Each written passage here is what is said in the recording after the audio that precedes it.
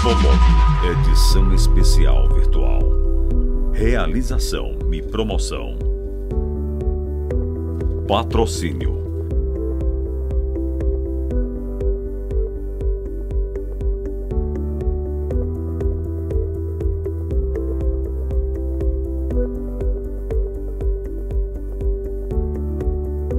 Apoio.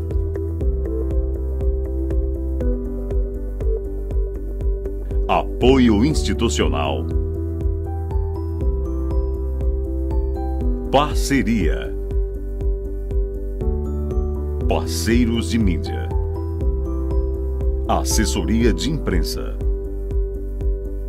A logística e a transformação digital integrando negócios.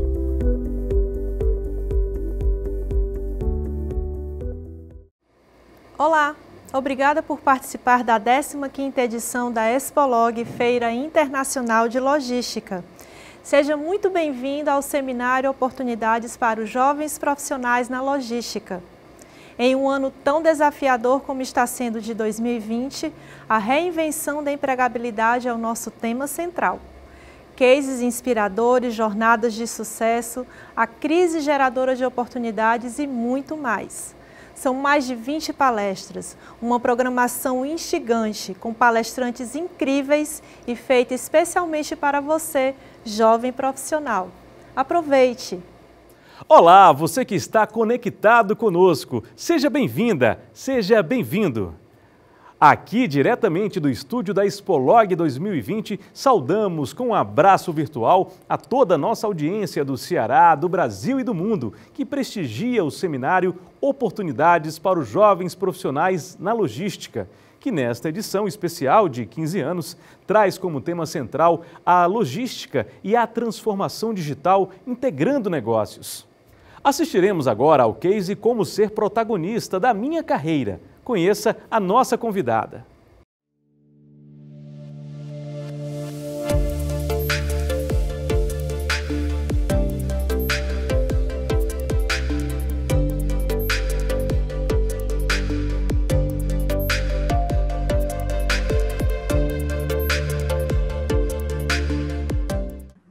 Olá, pessoal, é um prazer enorme estar aqui fazendo parte desse movimento tão interessante, tão importante de desenvolvimento. Eu sou a Marisa Kinderé e vim aqui para conversar um pouco sobre vocês sobre protagonismo, tá? Eu começo aqui na minha tela, eu começo falando do Great Place to Work, e o Great Place to Work for All. Eu vou falar sobre esse nosso bate-papo para vocês entenderem o quanto isso é importante na minha vida, tá? Aí, como a gente está falando de protagonismo, eu entendo que a gente só pode falar de protagonismo quando a gente tem uma história também para contar, para falar sobre protagonismo. E a gente tem pouco tempo, mas senta aí, tem calma que vem história para vocês, tá certo? E a história tem que começar por mim. Então, quem sou eu? Eu sou a Marisa Kinderé, tá? Lá atrás, durante muito tempo, meu sonho era fazer medicina, eu achava que era onde eu ia me realizar. Durante muitos anos, eu cultivei esse sonho e lá, por meados já, no fim do ensino médio, eu resolvi que não ia fazer medicina, tá? E aí, fui para a área de informática, tá certo? Então, totalmente diferente do que eu imaginava fazer. Eu fui dar para a área de informática, gente, porque eu entendia que a área de informática ia me trazer resultados mais rápidos, eu ia conseguir me profissionalizar de uma forma mais... E ganhar dinheiro também de uma forma mais breve, que a medicina eu ia passar muito tempo estudando, enfim. Foi exatamente isso que eu procurei naquela época. Eu procurei entrar logo no mercado de trabalho e tudo. E também, muito cedo, eu casei, tá? Com 21 anos eu casei, fui logo ter minha família, tenho 3 filhos, já tenho até uma neta, tá? Então, eu comecei a trabalhar também muito cedo, então tudo aconteceu de repente. E aí, gente, o que essas observações, né, essas reflexões da minha vida me fazem, me dão condição de explicar para as pessoas, de falar um pouquinho sobre isso, tá? E eu gosto muito dessa frase do Mário Sérgio Cortella, como ele diz: para ir da oportunidade ao êxito, é preciso enfrentar os medos de mudança, romper com o mesmo e ter a capacidade de se antecipar. E essa antecipação eu fui aprendendo na minha vida que era importante. Não tomar uma decisão, às vezes, de pronto, eu acho que isso aqui vai ser mais rápido, esse caminho vai ser mais breve, eu vou ter resultados mais momentâneos, tá? Isso foi um ensinamento muito grande que eu tive da minha vida. Eu tive medo naquele tempo de passar muito tempo estudando, eu tive medo naquele tempo de passar muito tempo dependendo do meu pai, enfim. E nada disso justificava largar o que eu tinha muita vontade de fazer. Então, quais foram as minhas escolhas, tá? Lá na década de 80, foi exatamente em 82, eu resolvi entrar na Universidade Federal do Ceará para fazer a dita informática, que na época a gente chamava de processamento de dados, tá certo? E aí, na década de 90, eu continuei nessa trajetória, passei pela Secrel, passei pela TOTS, que na época era Microsiga, passei muitos anos nessa área, minha área de origem, tá? Lá nos anos 2000, eu mudei completamente a minha carreira, que eu tinha uma carreira ligada à área tecnológica, na área de vendas, na área tecnológica, então já fui mudando. Eu fui para o Jornal Povo, uma empresa de comunicação, um grupo de comunicação, e não tinha nada a ver com o que eu vinha fazendo até então, tá? Mas foi um momento de inflexão. E é muito importante quando a gente tem esses pontos de inflexão, porque são momentos que você muda, que você tem novas perspectivas. E eu lembro que quando eu entrei no jornal, eu fui visitar um parceiro, que era uma agência, ele olhou para mim e disse assim: você é da área? Eu disse: qual é a resposta que eu vou dar? Não, eu estou na área agora. Porque eu não vinha da área, eu vinha de outras áreas, eu vinha da área de tecnologia, eu vinha da área de telecom, que eu também tinha passado nesse intervalo, eu trabalhei também em telecom, que era na BCP, que hoje é Claro, tá? Eu já vinha de uma trajetória que não me qualificava para estar, né? Na época, a gente tinha essa questão: você é da área ou você não é? Num veículo de comunicação. Então, aquilo ali me chamou a atenção. E eu resolvi, eu já era da área tecnológica, eu resolvi que eu vou estudar, vou fazer pós-graduações que me chancelem estar, não na área tecnológica, mas em qualquer área. Então, eu fui fazer um MBA em marketing que me dava, né, essa chancela acadêmica, tá? Eu passei quase 15 anos no Jornal Povo, foi muito bom, aprendi muito, gente. Deu uma guinada na minha carreira, conheci muitas pessoas, foi muito bom. Mas aí, em 2014 para 2015, eu mudei, e eu fui para o Great Place to Work. É por isso que eu comecei lá com o Great Place to Work. Aí, gente, vocês vão me perguntar: e por que Great Place to Work? Nessa época, eu já tinha trilhado muitos anos de carreira profissional, mas tinha algo que fez meu olho brilhar. Foi a missão do Great Place to Work: construir uma sociedade melhor, transformando cada organização em um Great Place to Work for All. Nessa época, para mim já não era mais importante, como lá no início, que eu fiz uma escolha para ir para uma faculdade que me trouxesse um retorno financeiro mais rápido, que me fizesse entrar no mercado de trabalho, né, de uma maneira mais efetiva. Não. Nesse momento, gente, eu estava procurando um propósito. Eu estava procurando uma missão, eu estava procurando não um trabalho, não um emprego, mas algo que me fizesse acordar todo dia e dizer: poxa, faz sentido esse trabalho para mim, faz sentido essa missão, eu vou ajudar as empresas a serem bons lugares para trabalhar. Tá? E aí, eu entrei e estou até hoje lá, tá? E o que é o Great Place to Work? Nós estamos em mais de 90 países. Quando eu entrei no Great Place to Work, gente, a gente estava em 53 países. Há 6 anos atrás, a gente já está em mais de 90. Então, é uma organização que cresce porque faz sentido, cresce porque as pessoas estão sabendo, as lideranças, que as empresas, que as pessoas têm que estar no centro, que a gente tem sim que colocar as pessoas no centro. E isso cada vez faz mais sentido para mim. Meu olho ainda brilha, eu ainda acordo todo dia com muita vontade de trabalhar, faz muito sentido que tudo que eu faço, e eu sou muito feliz hoje no Great Place to Work, tá? E o Great Place to Work, ele é uma consultoria global, então a gente está no mundo todo, como vocês viram, que apoia as organizações a obter melhores resultados. Mas ela entende que a gente entende que nós temos que ter melhores resultados, mas não é de qualquer jeito, por meio de uma cultura de confiança, alto desempenho e inovação. Essa palavra confiança fez todo sentido para mim quando eu conheci a metodologia do Great Place to Work lá atrás, tá, gente? Por quê? Porque o que o Great Place to Work mede é a confiança. A confiança é a cola dos relacionamentos. A confiança é o elo que a gente sabe que existe entre líderes e liderados, entre os seus pares. É a confiança que faz com que as empresas se desenvolvam. E olha, alto desempenho e inovação. A gente precisa sim ter um alto desempenho. E a gente precisa sim inovar.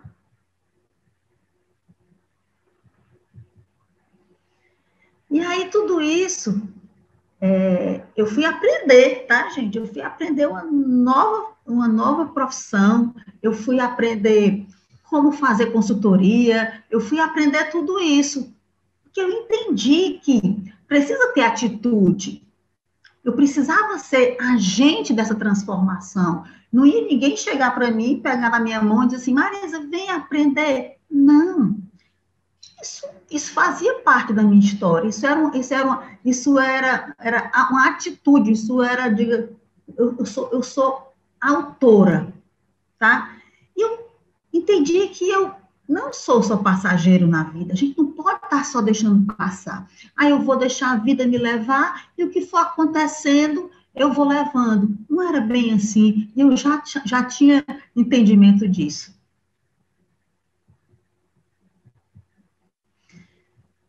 A gente tem que fazer uma escolha, como eu falei lá na frente.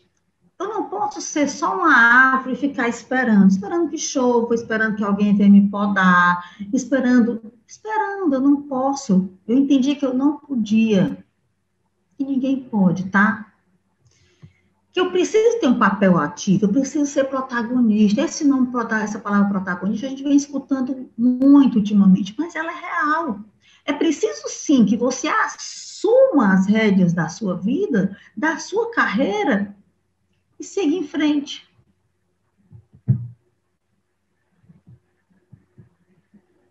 E aí, é muito claro, quando se não tem propósito, a gente vira um passageiro. Quando a gente não sabe por que a gente está ali, quando aquilo ali não faz sentido, quando eu estou naquela organização, ou quando eu exerço alguma profissão só por salários e benefícios, só porque eu estou acomodado, gente, eu viro passageiro.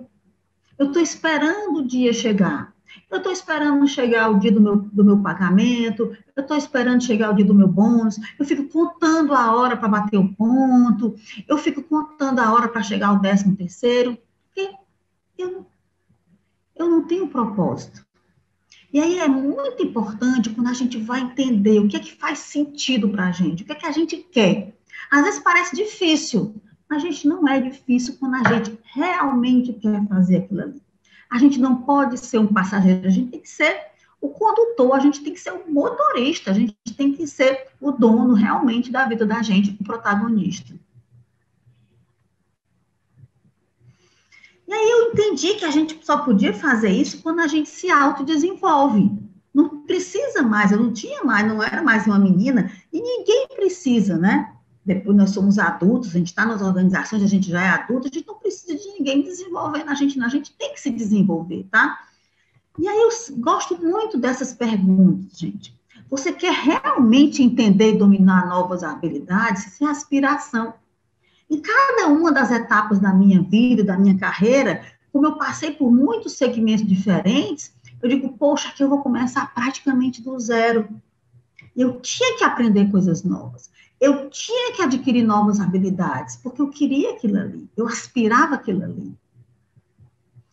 Você tem uma visão muito clara de si mesmo? Gente, é um autoconhecimento, a gente tem que saber da gente, o que a gente é bom, o que a gente não é bom, o que a gente precisa melhorar, quais são os nossos pontos fortes, as nossas oportunidades de melhoria. A gente tem que olhar para dentro da gente e dizer, poxa, eu posso mais, ou isso aqui é demais para mim, tá? Você constantemente pensa e propõe bons questionamentos, isso é curiosidade. Eu adoro essa palavra curiosidade. E a gente para um pouquinho de ser curioso quando a gente cresce, né? É tão bom ver uma criança que pergunta tudo. Por quê? Por que isso? Mas é natural, a gente só aprende quando a gente pergunta. E a pergunta, gente, é o ponto de partida. Quando a gente faz uma boa pergunta para a gente desenvolve. Fica com aquelas perguntas dentro de você. Por que eu estou fazendo isso? Por que eu segui isso aqui? Por que eu escolhi essa carreira? Isso está me fazendo feliz? E vai responder essas perguntas. É o seu ponto de partida. E aí você tolera seus próprios erros enquanto sua curva de aprendizado se mantém ascendente sem a vulnerabilidade. A gente acha que já tem 30 anos, 40 anos, 50 anos, eu já me formei nisso, já fiz pós-graduação naquilo, então eu não posso não saber. Não, gente, a gente vai estar permanentemente aprendendo. Estar vulnerável é maravilhoso, porque eu estou em formação, eu estou aprendendo, eu estou em obras. Nós estamos sempre em obras. E essa vulnerabilidade nos dá uma leveza, nos permite crescer. Porque quando a gente diz eu não sei, a gente avança. E isso é maravilhoso. Essa autora, Erika Anderson, ela nos traz esses questionamentos. Que a gente tem que olhar para dentro da gente para saber em que ponto a gente está, para a gente se desenvolver. Então, você tem que ser protagonista de seu crescimento. Tem uma das nossas perguntas que a gente faz na pesquisa do Great Place to Work, a gente pergunta assim, você é responsável pelo seu crescimento? O seu líder é responsável pelo seu crescimento? Ou você e seu líder são responsáveis pelo seu crescimento? Gente, nós somos responsáveis pelo nosso crescimento, pelo nosso desenvolvimento. Nós somos autores, nós somos protagonistas. E o errar, faz parte do processo de aprendizagem. Erro não é errado, não é ruim, tá? A gente já passou a vida toda na nossa cultura do errado, do erro. Mas, gente, isso é aprendizado. Obviamente que a gente tem que definir o que é erro e o que é. O que a gente está negligenciando, mas faz parte do processo de aprendizagem. Quem nunca errou, atira a primeira pedra. Então, faz parte, e dessa vulnerabilidade, esse erro, isso vai nos acompanhar durante a nossa trajetória, durante a nossa aprendizagem. Tem a idade que você tenha, tá? E aí, sobre o autodesenvolvimento, a gente tem que ter uma conversa, a gente pode ter uma conversa desencorajadora e uma autoconversa encorajadora. Por exemplo, não preciso aprender isso. Então, por que eu vou aprender isso? Eu já tenho tantos anos, eu já fiz uma carreira, eu agora posso me aposentar. Para que eu vou aprender? Para que eu vou adquirir mais essa competência? Se eu pensar de outra forma, como será meu futuro se eu conseguir? Estou bem como estou. Eu nasci assim, vou morrer assim, né, gente? A Gabriela. Sou assim mesmo? Como eu me comparo com meus colegas? Eu estou vendo a turma aí cheia de novas competências e eu não vou avançar? Olha aí como é que as pessoas estão fazendo, faz um benchmark, né? Isso é chato. Tem algumas coisas que a gente acha chato. Mas é surpreendente que outras pessoas achem essa atividade interessante. Eu vou aprender com quem acha isso super legal. Sou péssimo nisso. Essa é maravilhosa. A gente tem crenças, até crenças que colocaram na cabeça da gente que a gente era muito ruim nisso. E que a gente não tinha jeito. Mas olha aí, estou cometendo erro de principiante, mas vou melhorar. E muitas vezes a gente treina e fica muito boa naquilo ali.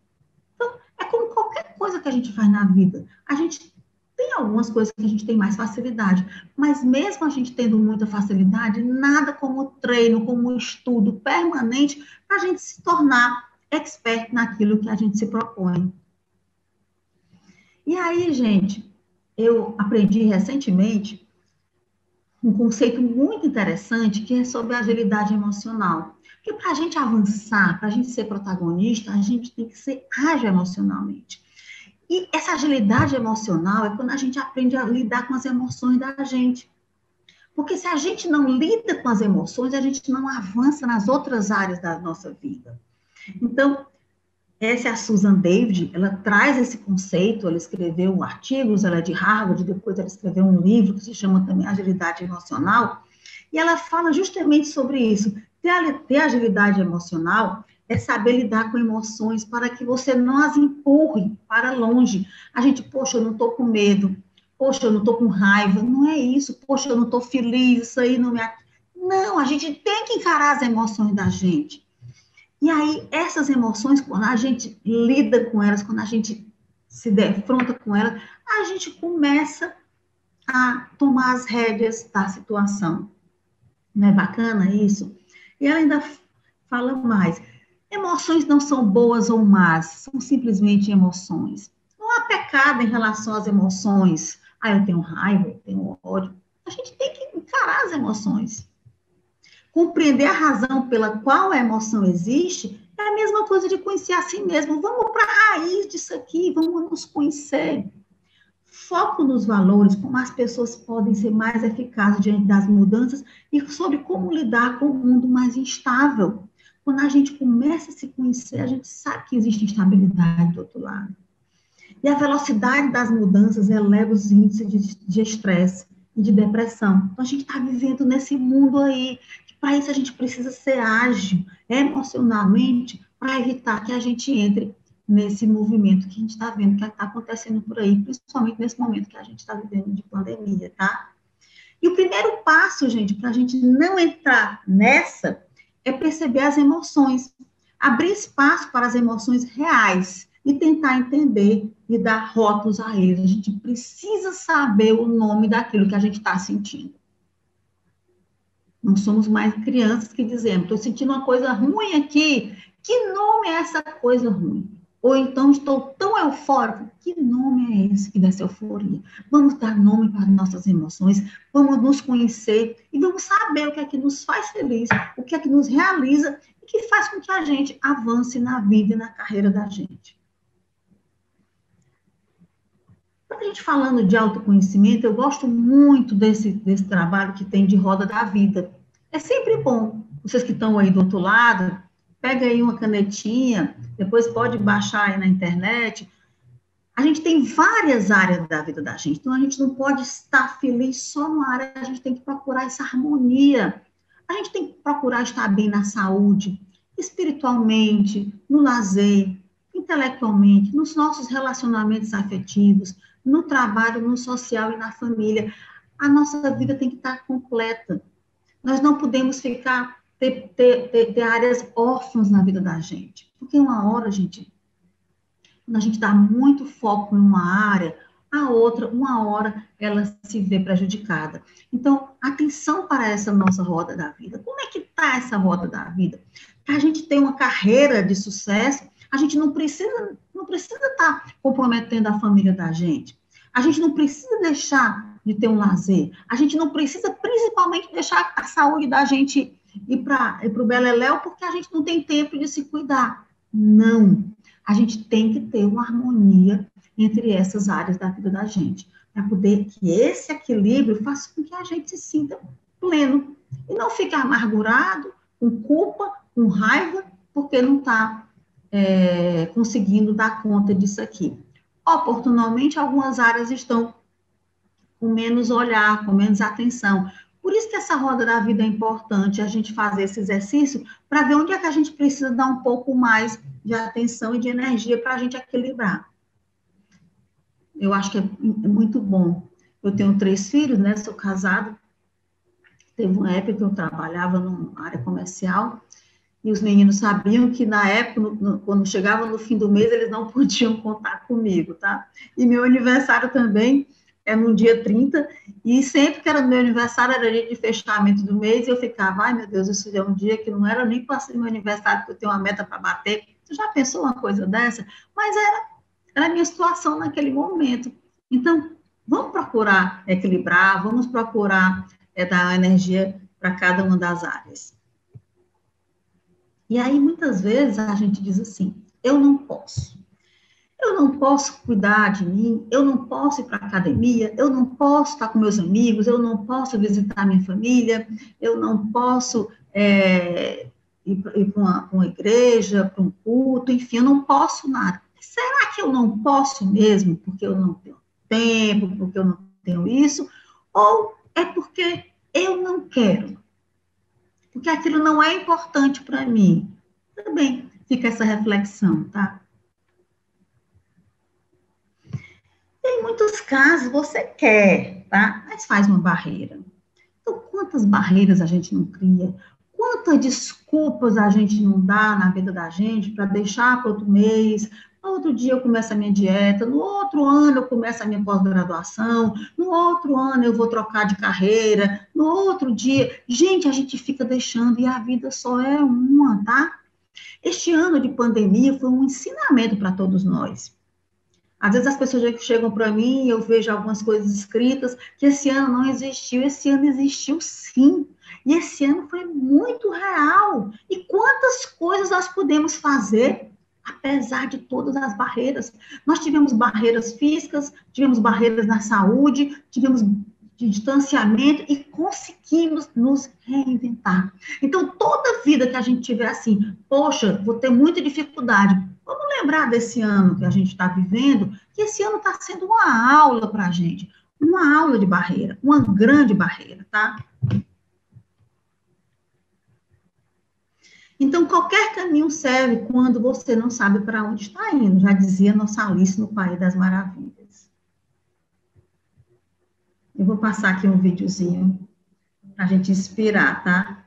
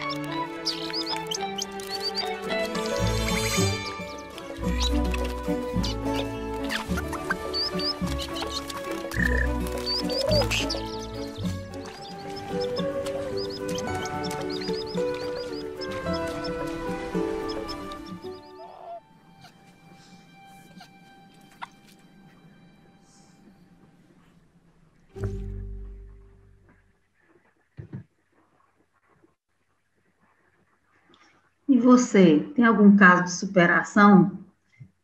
Espero ter contribuído, ter feito algumas provocações. Muito obrigada por essa oportunidade. Estou à disposição para alguém que queira depois conversar, bater um papo sobre essas questões de protagonismo, de Great Place to Work, enfim. Fiquem em paz e, mais uma vez, muito obrigada.